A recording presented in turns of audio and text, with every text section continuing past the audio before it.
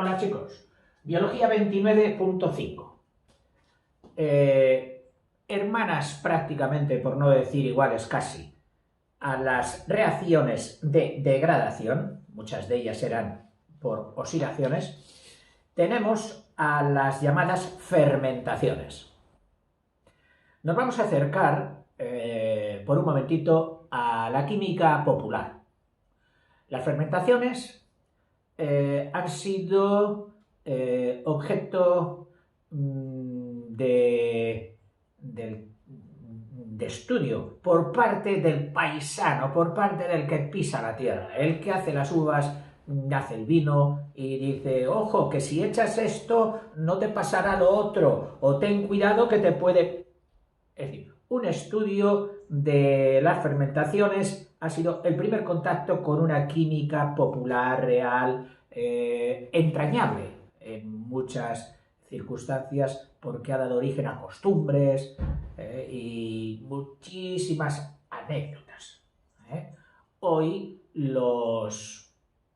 la tecnología moderna, lógicamente, ha hecho llegar al agricultor, al vinatero, al lechero, le ha hecho llegar sus productos. Y le dice, mire, cuando hace usted el queso, eche un poquito de este polvo, o esto tal, o esto cual. Y él, si lo prueba y ve que le va bien, pues perfecto. Es decir, oye, esta sabiduría popular está ya entreverada, terciada con los consejos de especialistas técnicos. El mismo vino, pues fíjate, antes se hacía a uso popular, como tradicional. Mi padre lo hizo así, yo lo hago así, tal. Y hoy cualquier bodega, es decir, una producción mediana, ya contrata los servicios de un especialista, de un enólogo. El prefijo para el vino es eno, enología, que me parece que viene de antiguo por la relación que tenía con el tema este con Noé. Que ya sabéis que una vez pasado el diluvio universal, plantó viñas y el escritor sagrado dice, y él no sabía que el vino embriagaba y claro, se bebió mosto y el mosto también produce embriaguez. Y luego pues pasó, pues que si unos hijos se rieron, los otros los protegieron, a los unos los bendijo, a los otros los maldijo, bueno, cosas típicas de la cultura bíblica. Vamos a leer ya sin más, porque no las da mucha importancia aquí, pero es que me parece que hay otro momento del libro, que yo diría que ya lo hice, lo que pasa es que hace meses que hice los otros vídeos, que las hemos estudiado con más detalle. Puedes buscar en los títulos de los vídeos que vayan apareciendo si aparece otra vez fermentaciones. Bueno, en fin, dice, mire, fermentaciones. Son también reacciones de oxidación, que no significa que necesiten el oxígeno del aire para hacer esto, sino que solamente que haya intercambio de electrones, que unos ganan y otros pierdan electrones, los que pierden son los reductores, los que ganan son los oxidantes, ya se denomina reacción de oxidación. Dice, se caracterizan por ser oxidaciones parciales, es decir, dan sus productos, no llegan hasta el final de la oxidación o catabolismo, que ya sabes que es el CO2 y el agua, no llegan hasta ahí, es decir, se quedan en productos intermedios, parecido a la respiración anaeróbica, ¿te acuerdas? Sigo. Y sus productos finales son otros productos orgánicos. Generalmente son producidas por microorganismos, importante, bacterias, etc. Pueden realizarse en presencia o en ausencia de oxígeno. A diferencia de la respiración anaeróbica, que solo se produce en ausencia de oxígeno. O sea, ellas, las fermentaciones, pueden hacerlo con o sin oxígeno. Cosa que las anaeróbicas solo podían hacerlo en ausencia de oxígeno. Si tenían oxígeno presente, no. se producía la respiración anaeróbica. Hay, por tanto, fermentaciones aerobias y anaerobias. O sea, dentro de las fermentaciones, que son todas oxidaciones, puede haberlas aerobias y anaerobias. Ejemplos de fermentaciones son la fermentación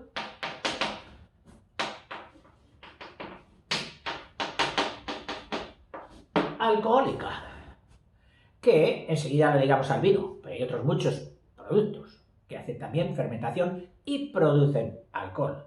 Y no solo pienses ya en las bebidas, que sí, todas ellas hacen fermentación alcohólica, el whisky, el vodka, el ron, etc. Hacen fermentaciones alcohólicas. Consiste en la oxidación anaerobia, es decir, esta es una de las anaerobias, de la glucosa. ¿Qué es lo que se oxida aquí? La glucosa presente en el fruto o el cuerpo que sirva de sustrato. Y en todas ellas, claro, en todas las alcohólicas, acaba produciéndose el alcohol etílico.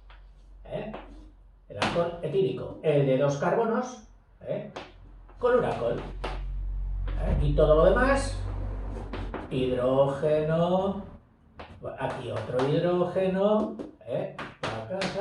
hidrógeno, alcohol etílico. Del etano con un alcohol etílico. Y CO2, alcohol etílico y CO2, es decir, como productos finales, glucosa. Alcohol etílico más CO2. Este CO2 es más denso que el aire, más denso que el oxígeno.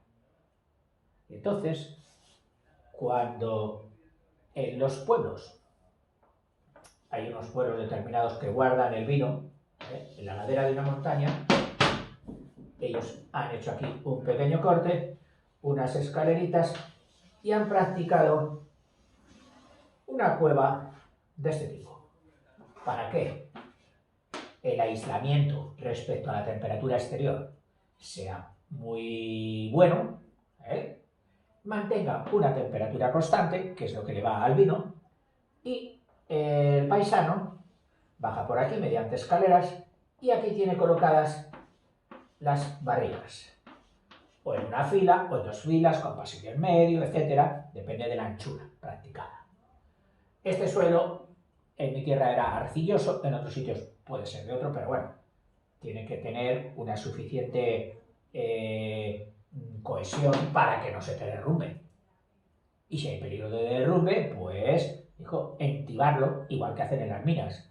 Poner maderas laterales y maderas puestas horizontales soportando cualquier desprendimiento del techo. Lo que se llama la intibación. Y aquí están las cubas. Al principio suele haber una sala ya dentro, a la altura de la tierra, que es la sala donde está pues, el lagar, un pequeño o gran estanque para echar las uvas y pisarlas, como se hacía antes. Hoy aquí encontraremos, en vez de lagar, encontraremos las prensas, con diversos sistemas, algunos sistemas muy bonitos, de tornillo de madera ancestrales, que había que darle vueltas y entonces atornillaban, prensaban la uva y este cilindro era a base de lamas verticales de madera que dejaban salida para el zumo que se exprimía. Caía por aquí y se dirigía a un primer depósito, donde se dejaba decantar un poquito y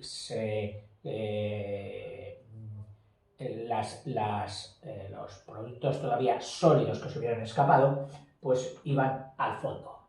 y entonces ya el mosto puro se llevaba por conductos de bombeo, de mangueras, etcétera, o por presión normal, al llenado de las cubas que estaban esperando aquí para ser llenadas del mosto. Acto siguiente, pues el mosto iniciaba, a los pocos días, iniciaba la fermentación alcohólica y desprendía CO2. Claro, esto, el CO2 desprendido aquí, desplazaba hacia arriba el aire que había. Se quedaba abajo porque pesa más y desplazaba el aire. De forma que cuando un individuo venía por aquí, entraba aquí y como es inodoro, que no huele nada, pues a ver cómo va la fermentación de mis cubas. Veía incluso como el borboteo, y él veía que salía una espuma, esa espuma era precisamente el dióxido de carbono que se quedaba aquí. Y al poco tiempo le entraba como un mareillo por falta de oxigenación, por hipoxia, que me parece que se llama, y se desvanecía y se quedaba. Claro, si nadie venía a asistirle, ese señor moría adentro. Táctica para... Lo primero fue como los mineros, me parece, que llevaban un pajarito, un canario, y cuando el pajarito se desvanecía decían, peligro, aquí hay algo, emanaciones raras, tenemos que salir pitando. Bueno, pues el agricultor, el vinatero, que a lo mejor no era un especialista en el vino, es decir, él cultivaba todo, cereal y lo que hubiera, y entre otras cosas, pues tenía una viña, un majuelo de majo, ¡ay, qué majo! Pues un majuelo, que así llamaban en mi tierra, y con la uva que recogía, pues hacía vino para casa, quizás para algún vecino o para la familia. Te digo que entonces él cogía un candil con llama, candil encendido, eso es candil, una latita con aceite y aquí una mecha torcida, que precisamente se llama la torcida, y se prende fuego y ya está. Y por aquí pues tiene una asa para cogerlo. Pues bajaba con un candil o una vela, procurando no apagarla por movimientos bruscos, que la vela fuera perfectamente, y si cuando estaba aquí la vela se apagaba, era por falta de oxígeno, porque toda la combustión, la de la torcida en aceite, también necesita oxígeno para arder. Entonces, si no arde, es que aquí no hay oxígeno. Y si no hay oxígeno, para arriba y esperar. Y esperar. ¿Cómo se sacará luego el...? Bueno, entonces ya luego, pasado el tiempo, por, ¿cómo se dice? Cuando dos líquidos se mezclan o dos gases se mezclan, pues acaba mezclándose más el aire, que es mucho más abundante, con el dióxido de carbono, algunas partículas de dióxido de carbono acabarían subiendo todas al exterior y ya pues había aquí una atmósfera respirable, que en todo caso se la marcaba el candil. Bueno, de la fermentación del vino, ¡buah! Cantidad de cosas que se podían decir y que podrás leer y podrás saber. Luego el tratamiento del vino. Bueno, decirte que esto que era una costumbre popular y que dominaba pues cualquier paisano que hubiera estado un poco atento a las explicaciones de sus tíos, de sus abuelos, etcétera, pues hoy es una carrera universitaria y difícil. La carrera de enología, que en algunos países pues está en alza porque se están abriendo muchas producciones de vino. El vino es un líquido que, como todas las cosas de este mundo, usado, tomado con moderación, es muy indicado para la nutrición humana, porque aparte del alcohol que tiene, que es un tanto por ciento, esos son los grados, cuando te dicen, este vino tiene 15 grados, pues significa que tiene 15% de contenido alcohólico, el resto es agua y otras sustancias. Normalmente los vinos naturales, depende de la tierra, depende del clima, suelen salir entre 11 los flojitos y 14, 15 los más generosos. Hoy los enólogos que dirigen estas producciones los ponen todos a un nivel alcohólico que permita mejor su conservación. Pero en el vino no solo hay glucosa, hay otros glúcidos. En concreto, luego se genera el ácido málico, y la reacción esta, que la vemos aquí, de la glucosa a la directamente alcoholizador, no tampoco es así. Tiene otros cuerpos intermedios. Entonces los enólogos juegan con la aceleración o con el retraso o con la intervención en esos pasos intermedios para sacar un vino así o un vino asado. Por supuesto, el mejor vino posible. Fíjate, el vino se ha hecho incluso con una literatura propia. Coges una botella de vino, empiezas a leer y bueno, aquello parece poesía. Sabor en boca, frutado, redondo, no sé qué, cereza, melocotón. Increíble. Y no lo dicen por decir. No. Es que los especialistas lo hacen. Y luego existe, tú lo sabes, una auténtica profesión que es la de tastador, es decir, el tastar, que es lo mismo que el testar, el tastar el vino. Los catadores, catar el vino, probar el vino. Esos señores que los vemos, que parece que tienen la nariz más grande de lo normal, que lo primero que hacen, revuelven así la copa de vino para que a mayor superficie de la que se queda pegada en el cristal haya más evaporación, emane mejor los vapores y ellos meten la nariz dentro de la copa para ver, analizar, pam. Y hay concursos de reconocer los vinos, las catas a ciegas. La gente normal, como yo, pues bueno, sabemos si un vino nos gusta más, nos gusta menos, pero reconocer un vino es difícil. Es difícil, hombre, tienes que tener bastante culturilla de vino, haberte preocupado un poquito, etc. Yo solo recuerdo haber reconocido un vino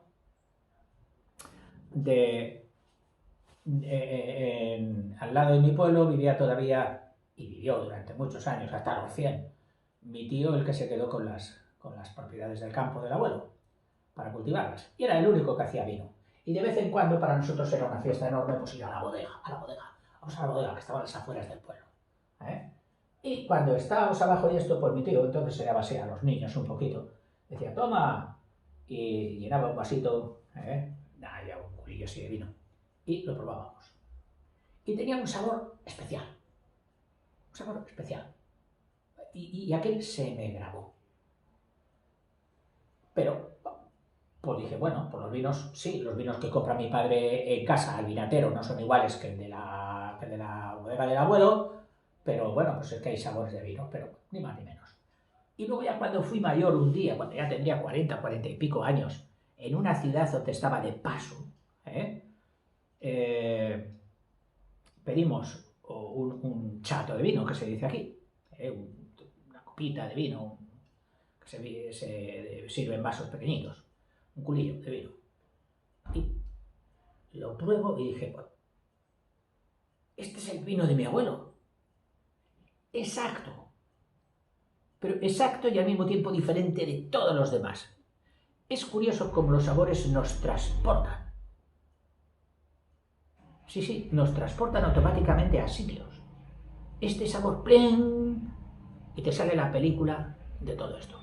Yo digo que los alimentos es muy bueno y muy bonito también comprarlos en origen, donde se producen, si puedes, si viajas un poquito, puedes tomar, pues mira, de aquí me voy a llevar este queso, me voy a llevar este tal, me voy a llevar este cual. Y cuanto más aproximado al producto, si el queso se lo puedes comprar al pastor, si el vino se lo puedes comprar al mismo que ha pisado las uvas, si el...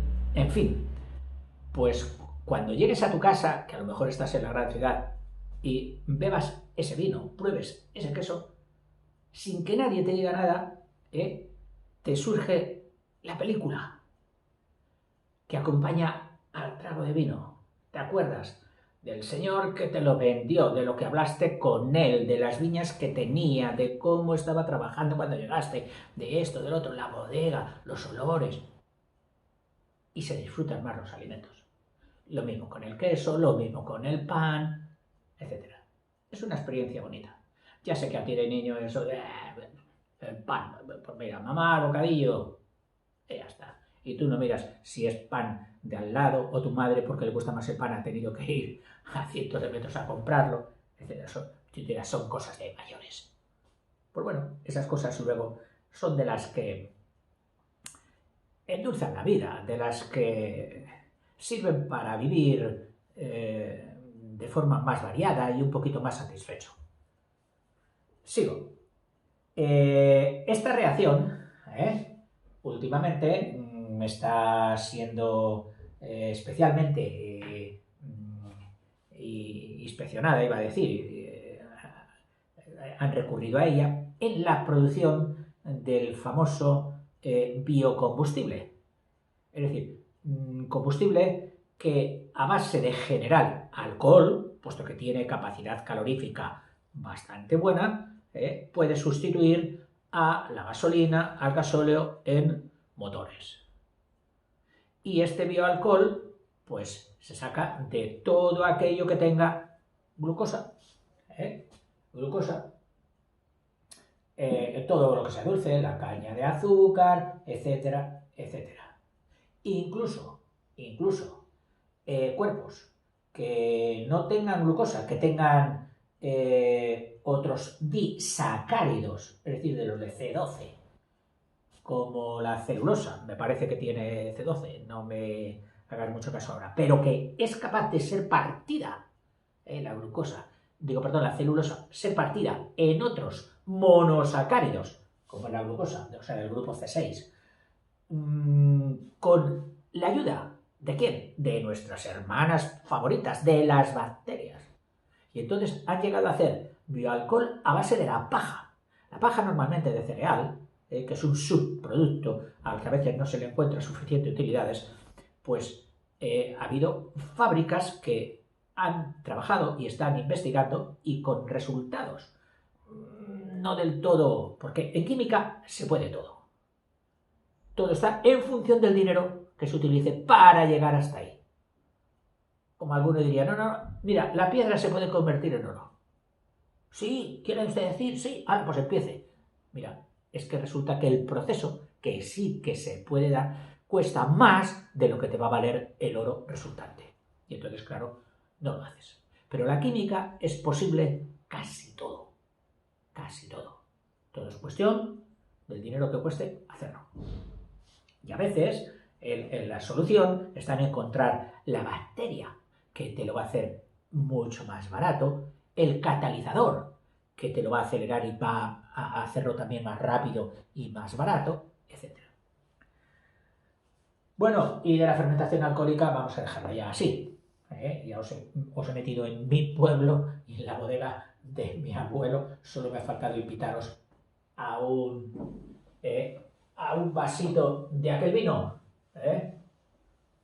para haberlo tomado en las eras, aquellas explanadas maravillosas que rodeaban a los pueblos, donde luego se trillaba en verano y que eran el parque ideal para cualquier crío, para jugar al fútbol, para tirarse, para revolcarse y para lo que hiciera, y para volver con las rodillas sucias a casa sobre todo, y ser la gloria de la mamá que tenía que dejarte limpio y pulcro para ir al día siguiente al cole.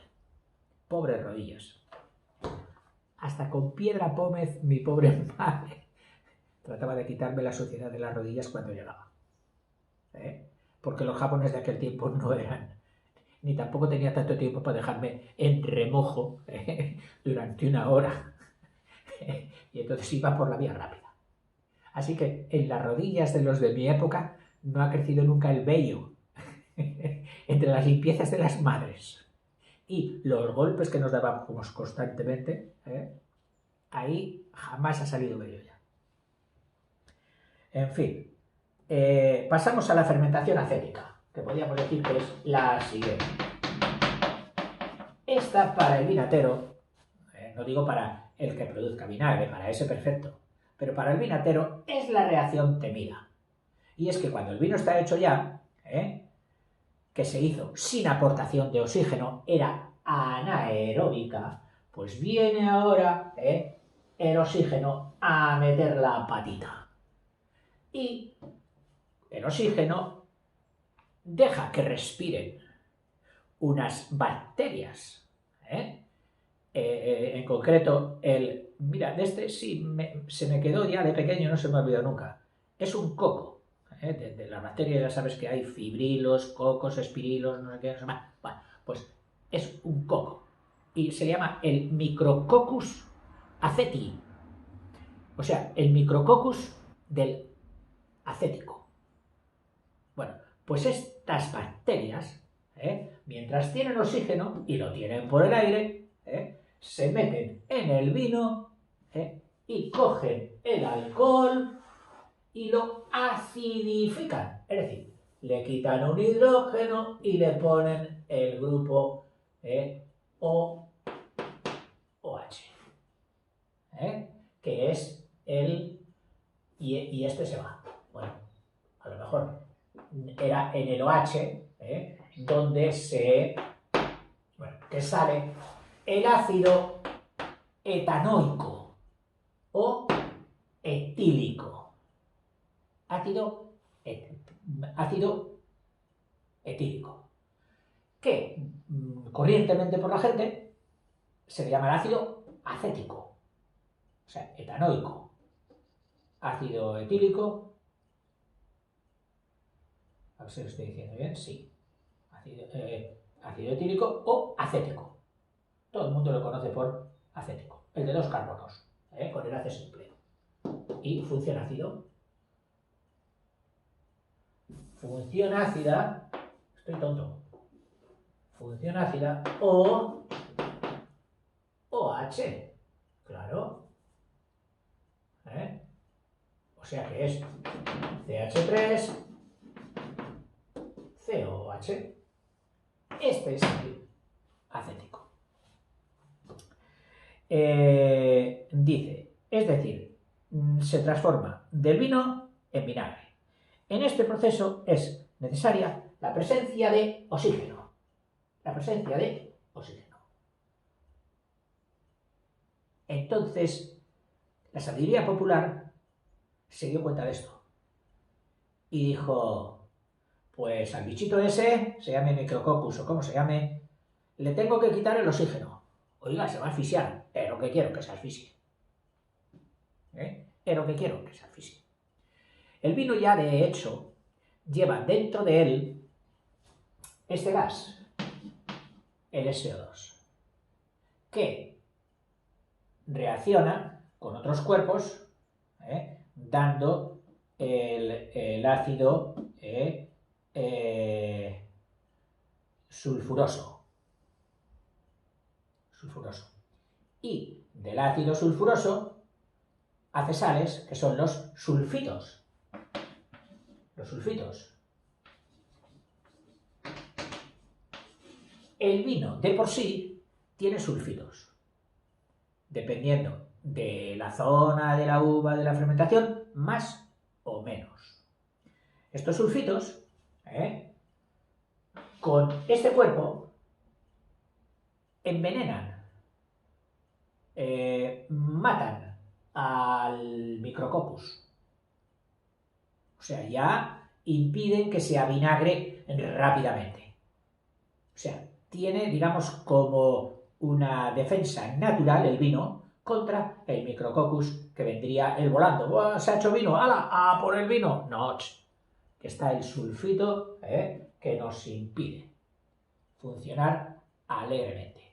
Pero con el paso del tiempo se van habituando y llegan a vinagrarse. Entonces, el vinatero, el enólogo, puede optar por añadir todavía más sulfito al vino. Por supuesto, la normativa internacional le ha puesto unos topes. Le ha dicho, oiga, que esto que prácticamente es inocuo, es decir, nada peligroso para la salud, con la dotación natural que le pone el vino, si usted se pasa, puede entrar en peligro de salud. Y entonces le ha marcado, me parece que son 150 mililitros por litro. Mililitros por litro de vino que puede meter hasta ahí. En el vino blanco se admite un poco más. En el vino tinto, en el vino blanco me parece que es hasta 200 mililitros de sulfitos. El sulfito proporciona también un retardamiento de otras fermentaciones de los ácidos que se generan también en el vino, en concreto del ácido málico y todos esos. Ácido málico que viene de manzana. El ácido málico es el ácido de la manzana, porque manzana era latín malum. Malum mali, me parece que era. Bueno, malum es manzana. Que ahí venía la famosa frase aquella con la que todo el mundo que aprendía latín empezaba a decir alguna tontería, que era mater tua mala burra est. Claro, eso traducido así a lo bestia, sin saber, pues estabas diciendo que tu madre es una mala burra. Y aquello significaba mater tua, sí, tu madre.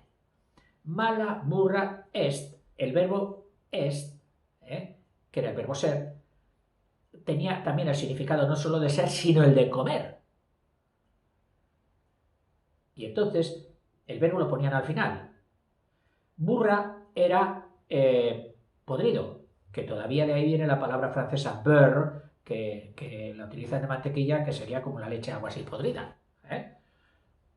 Y mala era el plural de manzanas. O sea que en realidad aquella frase significaba tu madre come manzanas podridas.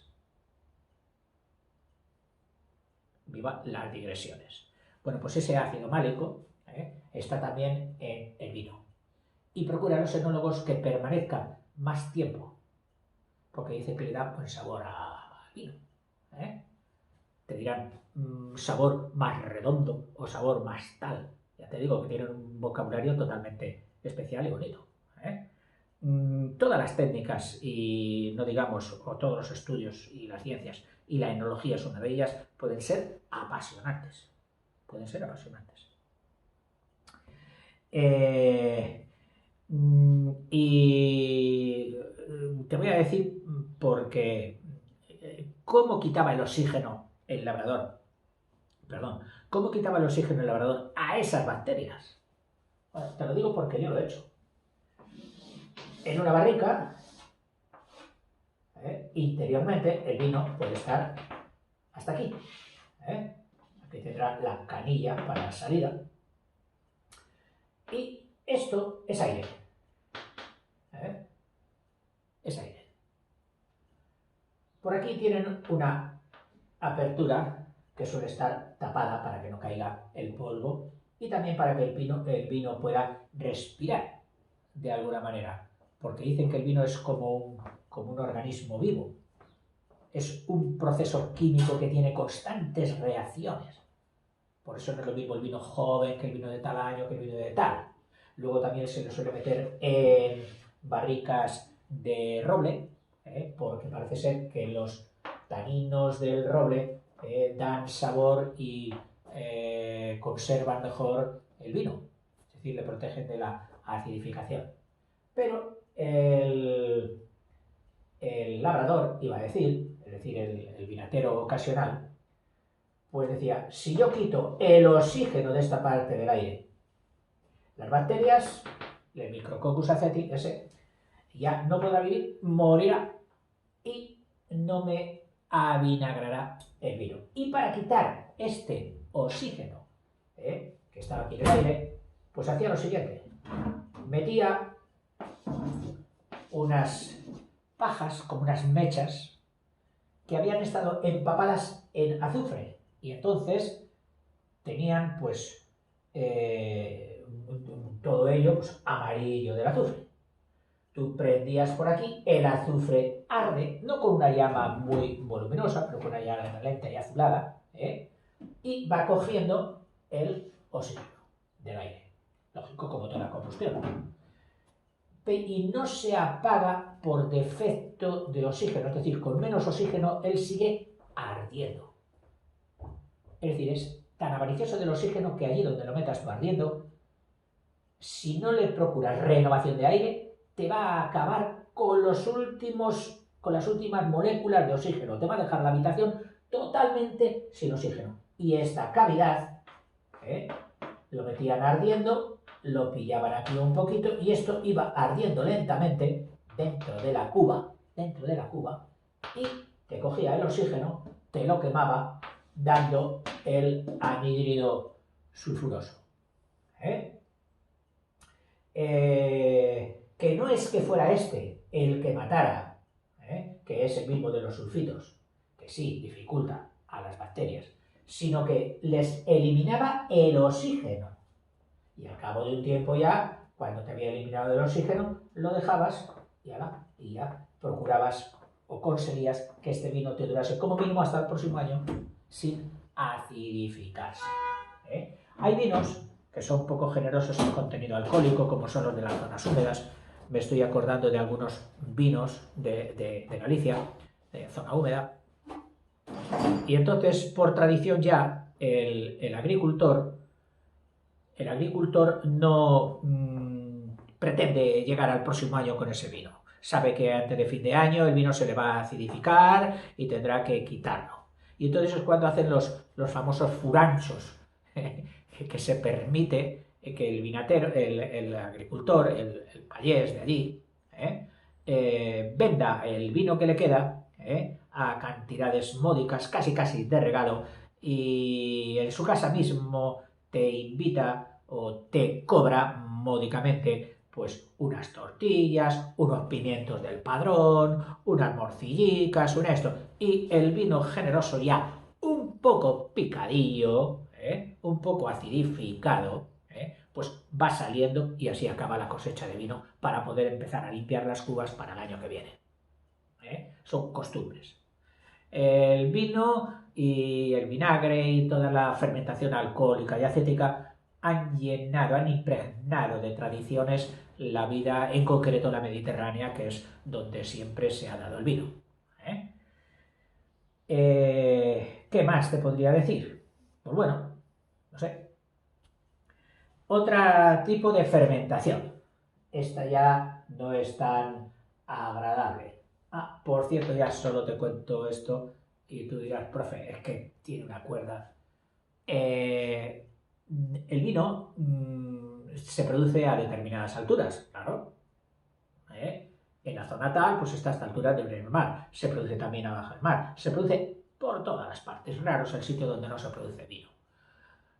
Ya te digo que las más dificultadas eran las tierras húmedas y sin embargo también el chacolí vasco, pues han logrado los enólogos hacer un vino bastante potable y hoy pues te lo venden a precios exorbitados. Claro, habrá un chacolí de usar barato y habrá otro chacolí que lo han reformado y tal. Y no digamos, los vinos de Galicia, aparte de esto que te he contado del Ribeiro, de los vinos de pueblo, están otros vinos muy afamados, muy considerados y muy bien vendidos y pagados.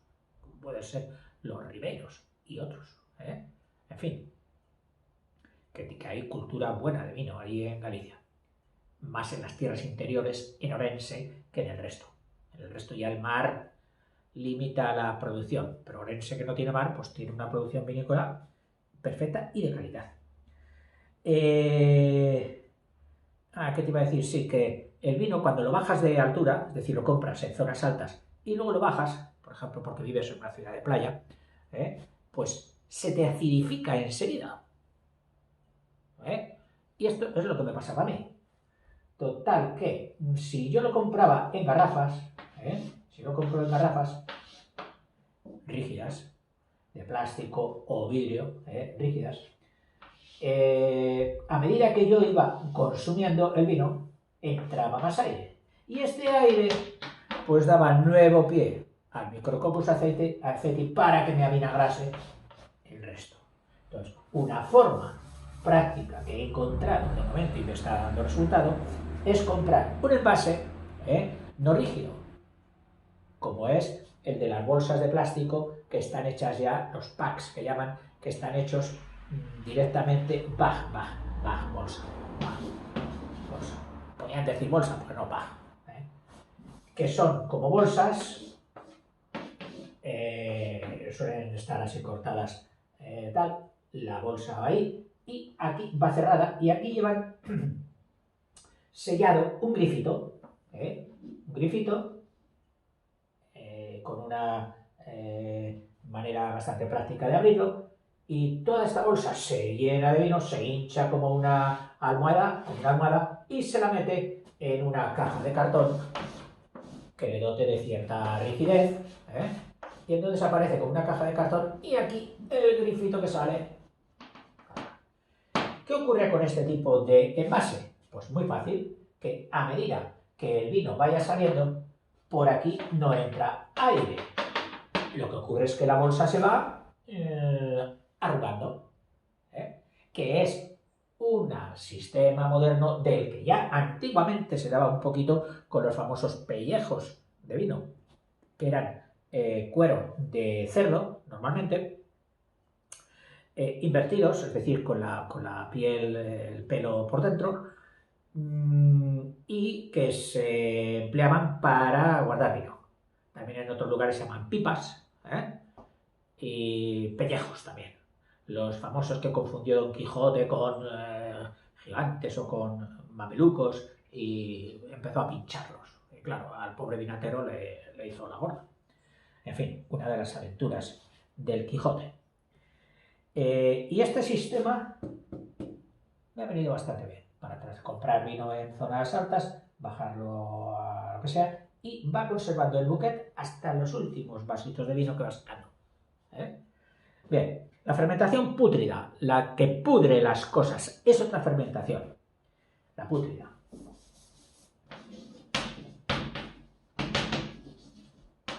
Uy, eso mamá huele un poco. A ver, hijo. Sí, esto hay que tirarlo.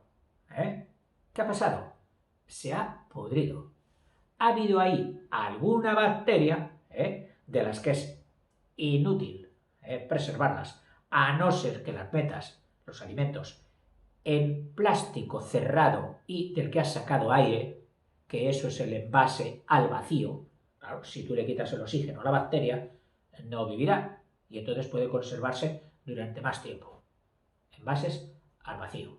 No te hablo de congelados, no, de envasados al vacío.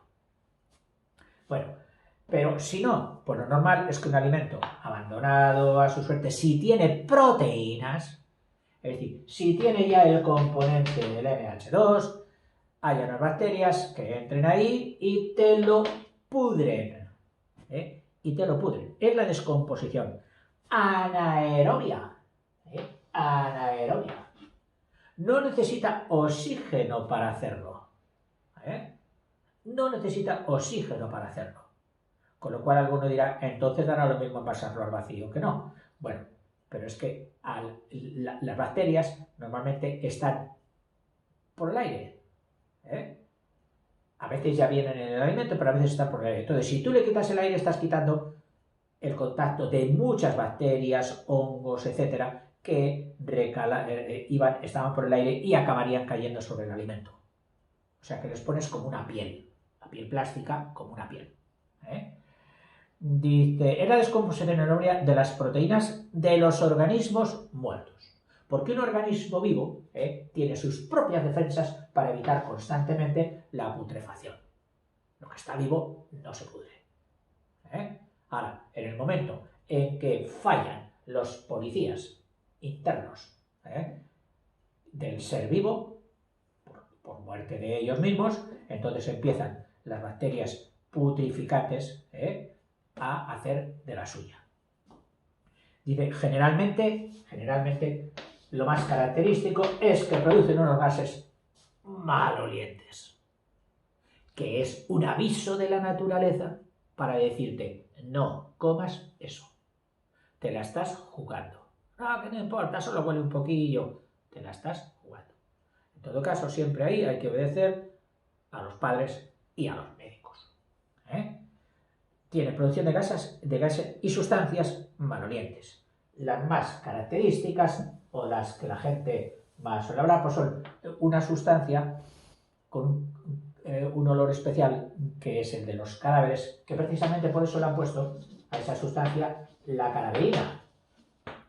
Y luego un alcohol, puesto que acaba en ol, digo yo, que también lleva nombre un poquito más culto, porque esca de escatológico, es lo que sucede a raíz de la muerte, la escatología, la ciencia a raíz de la muerte.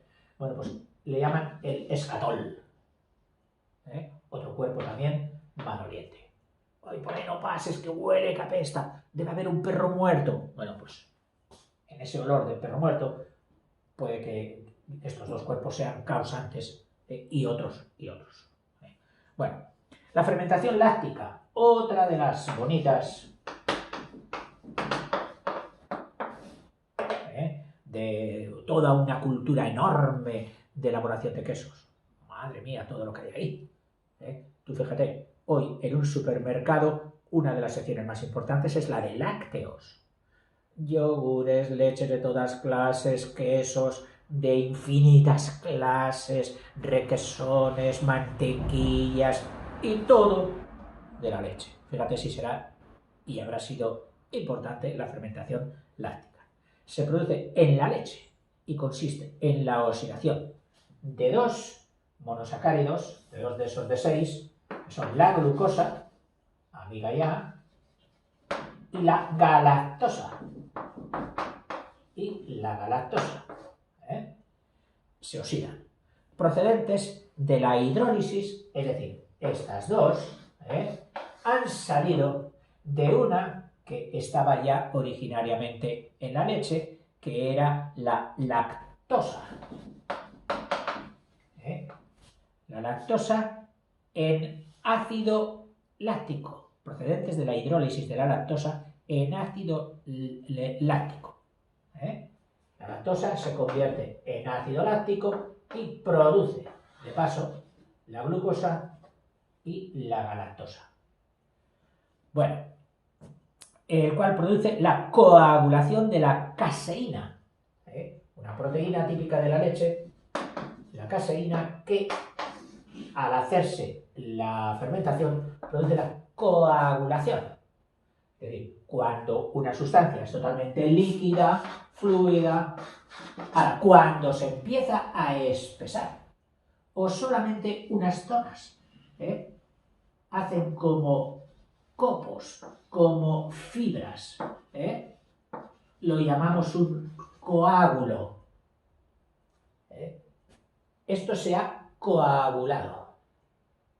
La leche huele un poquito ácida, pero bueno, hiérvela, porque al calentarla enseguida veremos si está mala o está buena. Mala de peligro para la salud, no.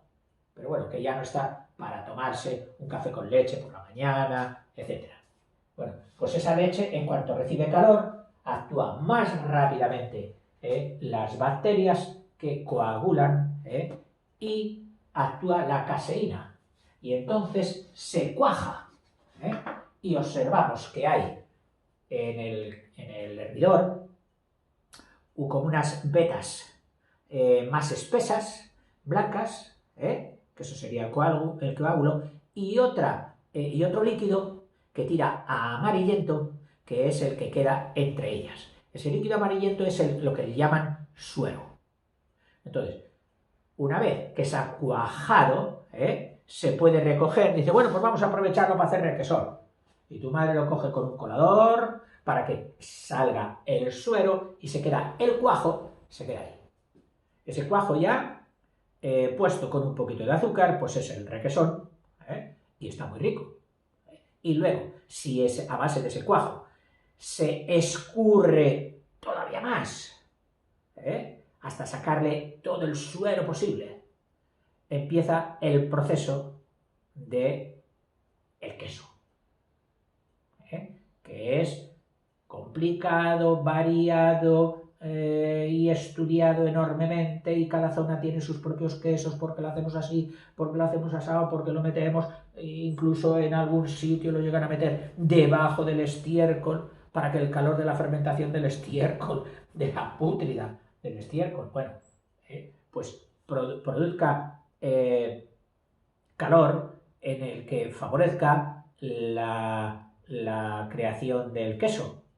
Claro que el queso, antes de meterlo debajo del estiércol, te estoy hablando de un queso famoso aquí en España, en Asturias, en el pueblo de Cabrales, lo forran con muchas hojas de higuera, hojas amplias, lo meten ahí debajo del estiércol, y sale un queso conocido en muchísimos sitios y muy estimado. En fin, y con esto de las fermentaciones, que ha sido más bien un rollito de historias de pueblo, espero que te hayas distraído un poco. Hasta luego, chicos.